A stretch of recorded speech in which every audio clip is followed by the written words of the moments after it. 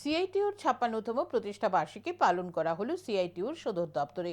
এদিন সংগঠনের প্রতিষ্ঠা দিবস উপলক্ষে সংগঠনের পতাকা উত্তোলন করেন সিআইটিউর রাজ্য সভাপতি মানিক দে। উপস্থিত ছিলেন রাজ্য সম্পাদক শঙ্কর প্রসাদ দত্ত সহ অন্যান্য নেতৃত্বরা। ১৯৭০ সালের ২৮শে মে সিআইটিউর প্রতিষ্ঠা হয়েছিল। ত্রিপুরা রাজ্য সিআইটিউর পথ চলা শুরু হয় ১৯৭০-এর দশকের শুরুতে। সংগঠনের প্রতিষ্ঠা দিবস উপলক্ষে এদিন আলোচনা করতে গিয়ে সংগঠনের রাজ্য সম্পাদক শঙ্কর প্রসাদ দত্ত বলেন, কংগ্রেস শাসনের সময় লক্ষ্য ছিল ধনী শ্রেণীর স্বার্থ রক্ষা করা।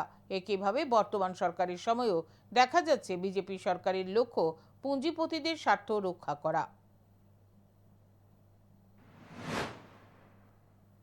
২০১৪ সালে আমাদের দেশে বিজেপি সরকার আসার পর মুখরোচক অনেক কথা বললে পরও আমরা দেখছি আজকে মুষ্টিমেয় কিছু পুঁজিপতির স্বার্থকে রক্ষা করা, সামগ্রিকভাবে পুঁজিপতি শ্রেণীর স্বার্থকে রক্ষা করা, এই লক্ষ্য নিয়ে আমাদের দেশে আজকে বিজেপি সরকার কাজ করছে।